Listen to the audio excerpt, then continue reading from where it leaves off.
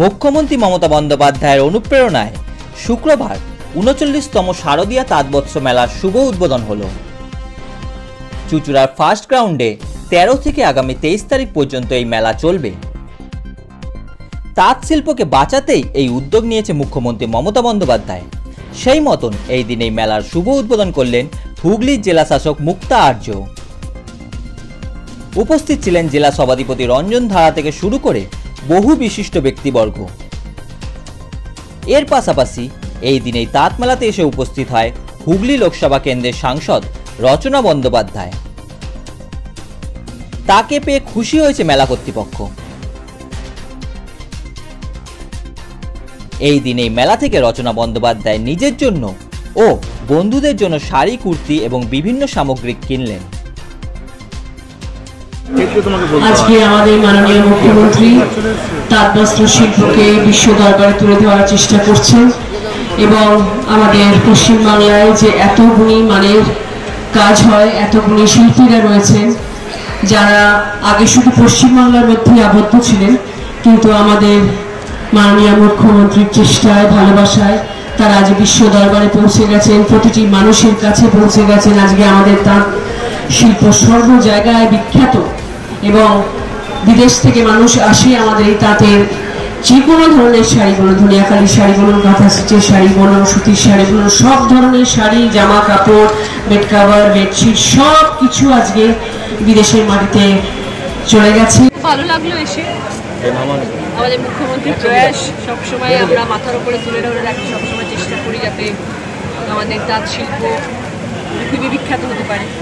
তো সেই জন্য আজকের এই মেলায় আসতে পেরে ভীষণ খুশি হয়েছে এবং সত্যি করে তাদের পাশে থাকা উচিত। তাদের এত সুন্দর হাতের কাজ, সেটা যেন বিশ্ব দরবারে পৌঁছায়, সবাই যাতে আমরা তাদেরকে সাপোর্ট করতে পারি, সেটাই হচ্ছে আমাদের উদ্দেশ্য।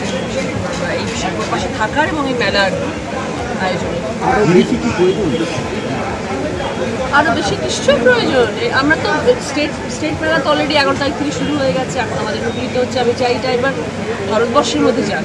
দিদি, যারা তাঁতিরা এখানে এসছেন তাদের সঙ্গে কথা বলছিলাম, তারা বলছে একটা শাড়ি তৈরি করলে তারা 300 টাকা পায়, দুজন স্বামী স্ত্রী দুজনে মিলে।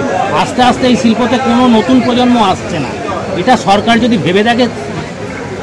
নিশ্চয়ই সরকার শুধু ভেবে দেখবে না, নতুন প্রজন্মকেও সেটা বুঝতে হবে যে পড়াশুনো করার পাশাপাশি বাবা মা যে কাজটা তাদের করে যাচ্ছেন, তাদেরও উচিত তার পাশে থাকা। তাহলে আমাদের তো তার শিল্প তো হারিয়ে যাবে আমাদের সমাজ থেকে, খাওয়া বাঞ্ছনীয় নয়।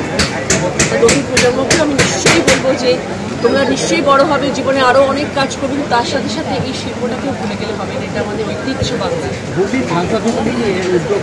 নিশ্চয়ই উদ্যোগ নেব এবং ওনাদের আলোচনা চলছে। আমাদের মোদীর সাথে 2-3বার এই নিয়ে মিটিং হয়েছে এবং আমাদের ডিএমের সাথে মিটিং হয়েছে, তথা আমাদের ধনিয়াখালী বিধায়ক আমাদের অসীমাদির সাথে মিটিং হয়েছে, যাতে আমরা এই তাঁত শিল্পকে নিয়ে আরও বড় করতে পারি। এটা নিয়ে আমাদের অনেক স্বপ্ন আছে, অনেক চিন্তাভাবনা আছে। ধীরে ধীরে আগামী দিনে যদি সেটা আমরা করতে পারি, আপনারা নিশ্চয়ই জানতে পারবেন। রাজ্যের পাশাপাশি কেন্দ্রের সঙ্গেও কি কথা বলবেন এই শিল্পটাকে বাঁচানোর জন্য? নিশ্চয়ই কথা বলবো।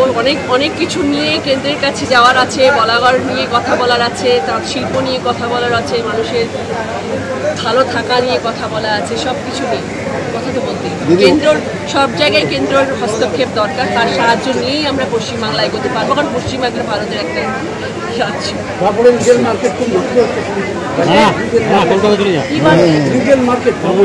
কাপড়ের বাজার নষ্ট হচ্ছে না, কাপড়ের বাজার কোনোদিনও নষ্ট হতে পারে না।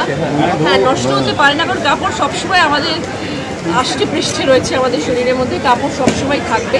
কিন্তু আমাদের পশ্চিমবাংলার তাঁত শিল্পকে আমাদের বিশ্ববিখ্যাত করতেই হবে, সেটা আমাদের প্রয়াস।